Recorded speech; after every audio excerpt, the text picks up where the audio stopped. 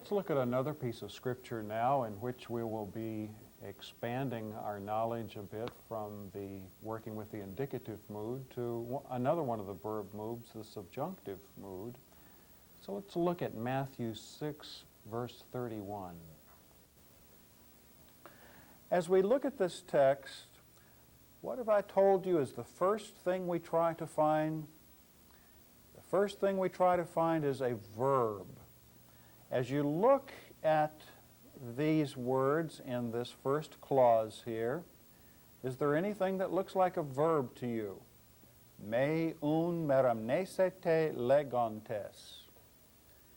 Well, perhaps legontes does because you've learned the word lego in your vocabulary, but I'm going to tell you that that's a participle, so that's not the word we want. Look at the word in front of it here, meramnesete. That also looks like a verb, doesn't it? Because you see the te ending on the end of the verb. Let's take a closer look then at this verb. If I tell you that the lexical entry of this verb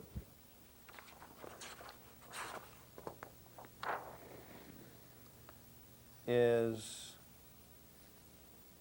meramnao,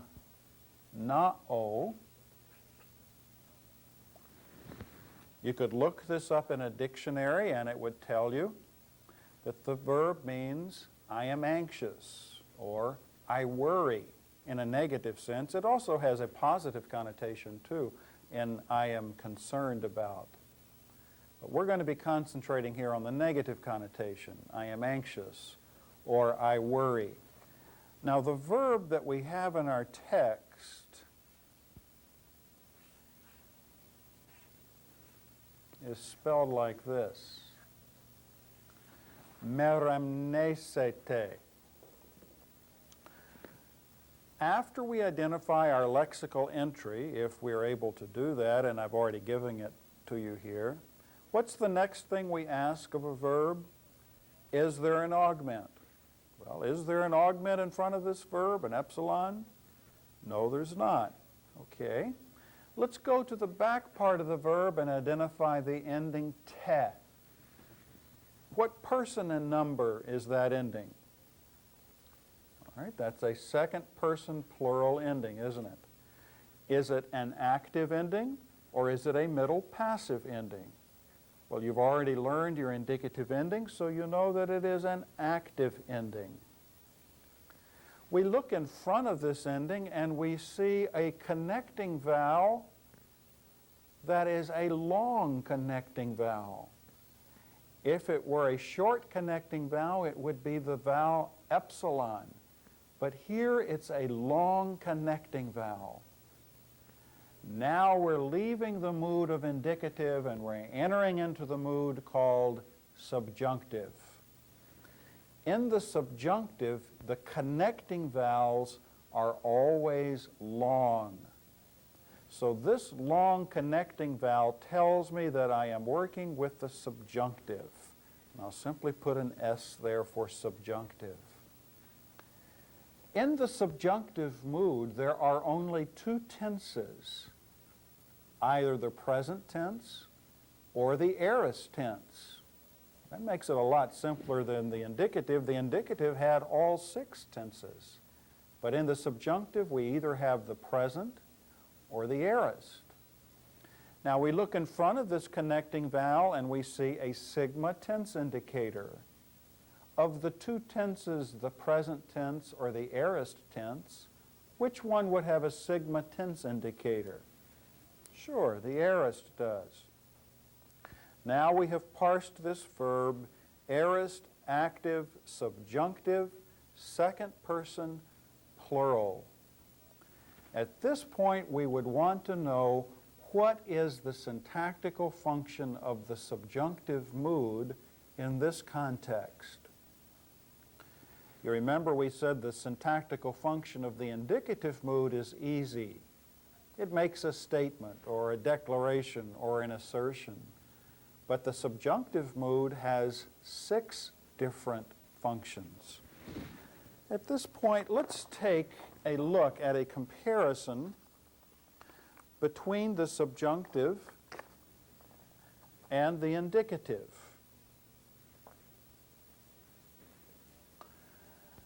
The indicative will have a short connecting vowel. The subjunctive will always have a long connecting vowel. The indicative will have an augment for the past time tenses. The subjunctive does not have an augment for the past time tenses because time is not an element. So for an aorist subjunctive, there will not be an augment in front of the verb. The indicative mood makes a statement, whereas the subjunctive mood can be used to express the following 6 different syntactical functions. Let me just go over them briefly with you, and then we'll go back and look at them in more detail. The subjunctive can be a deliberative function, which is a question of great doubt or concern or deliberation. For example, what should we do? What are we going to eat? What are we going to drink? The subjunctive can also show exhortation. For example, let us do something. Let us love one another. Or the subjunctive can show prohibition, a negative command. Do not be anxious. Do not think that I have come to destroy the law or the prophets. In other words, do not do something, a negative command. The subjunctive can also show emphatic future negation, where something will never, ever occur.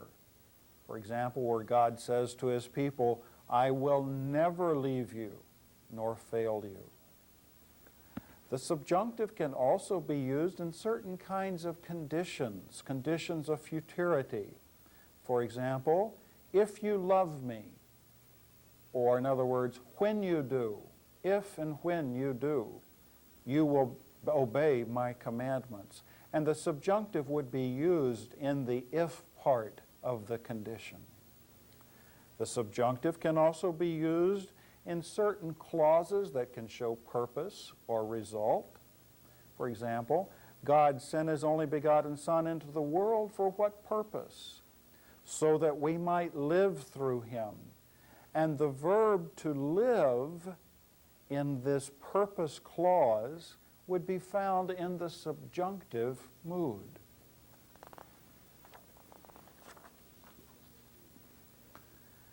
Again, the indicative uses all 6 tenses. The subjunctive uses only the present and the aorist tenses. The indicative is concerned with both time and aspect, whereas the subjunctive is simply concerned with aspect. Now, what is the aspect of the present tense? The aspect or the kind of action is one of ongoing, progression, continuation. What is the aspect of the aorist tense? It's simply indefiniteness, that something happens, that there is an event. The following paradigms represent the differences between the indicative and the subjunctive forms in the active voice only. The reason that I'm presenting these paradigms to you to show you the difference between the indicative and the subjunctive is that if you have learned your indicative verb forms, then subjunctive will be easy, because the subjunctive will be using the very same endings that you have already learned in the indicative. But what will the difference be? The difference will be that in the indicative you have a short connecting vowel, but in the subjunctive you have a long connecting vowel. Let's see how that works. Looking at the present indicative first singular, we look at the verb luo. Comparing that with the present subjunctive first singular, it's spelled the same way, luo. In other words, you can't get any longer than an omega on the end of the verb. So How would you know? Are you dealing with an indicative making a statement? Or are you dealing with one of the functions of the subjunctive? Is this a subjunctive verb? You already know the answer to that, don't you? Context. Context is everything. Look at the present indicative second singular, lues. The present subjunctive second singular would be lues with a long eta. Let me show you how that works. If our indicative is lues, and we lengthen this for subjunctive, what we would do is to lengthen the epsilon to an eta. The iota moves to the basement, becomes a subscript, and you still have your sigma on the end. So there's the subjunctive form lues. In the third person singular, the indicative is lue, and the subjunctive would simply lengthen that. Lengthen the epsilon to an eta, and the iota becomes subscript. Lue. That really looks like a feminine singular dative noun, doesn't it? But you need to know that it's a verb. And again, context tells you whether or not you're dealing with a noun or a verb. So we've already covered these next two, haven't we? The present indicative third singular would be lue, and the present subjunctive third singular would look like this with an eta on the end and an iota subscript. The present indicative first plural is luomen, and you see your short connecting vowel. The present subjunctive first person plural would be luomen with a long connecting vowel. See how the omicron has lengthened to an omega. The present indicative second plural would be luete, whereas the present subjunctive second plural would be luete. You see the eta, the long connecting vowel there. The present indicative third plural is luusin, whereas the present subjunctive third plural is luosin, where this diphthong omicron upsilon lengthens to an omega.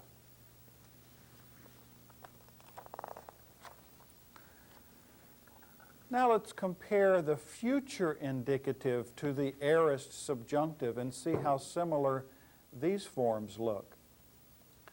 Your future indicative first singular is the verb luso.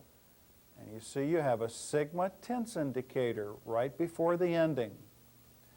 Look at the aorist subjunctive first singular. It's spelled the same way, where you have a sigma tense indicator. But why is there no augment in front of the aorist verb here? Because it's subjunctive, and in the subjunctive we're not concerned with past time. The future indicative second singular would be the word luces with your sigma tense indicator. The aorist subjunctive second singular would simply be the lengthened form of this, also with a sigma tense indicator, luces. The future indicative third singular would be luce, and the aorist subjunctive third singular would be luce with an eta on the end and an iota subscript. The future indicative first plural would be the verb lusomen. There's your sigma tense indicator and the short omicron connecting vowel. Now the aorist subjunctive first plural would be lusomen, again with a sigma tense indicator, but with a long connecting vowel. The future indicative second plural would be lucete, whereas the aorist subjunctive second plural would be lucete. And again, you see the only difference is the connecting vowel. The subjunctive has the long connecting vowel. The future indicative third plural is the word lususin. And the aorist subjunctive third plural is the word lusosin, with your long connecting vowel omega. On pages 3-43 in your grammar and following, you will find all of the forms of the subjunctive outlined for you, and make sure you pay attention to the sidebar notes that are given to you there to explain what is happening. Now I'd like for us to go back to our text in Matthew 6:31. And we notice that we have a subjunctive verb, meramnesete, and we've already parsed that as an aorist, active, subjunctive, second plural. And what we want to do is to ask, well, what is the subjunctive function of this verb? Well, if you turn to section 5 in your grammars, section 5 deals with the syntax of verbals. And you'll find listed on page 5-3 and following all 6 of the subjunctive functions. What I have done for us, though, is to expand those in a larger format so that it's easier for us to see them.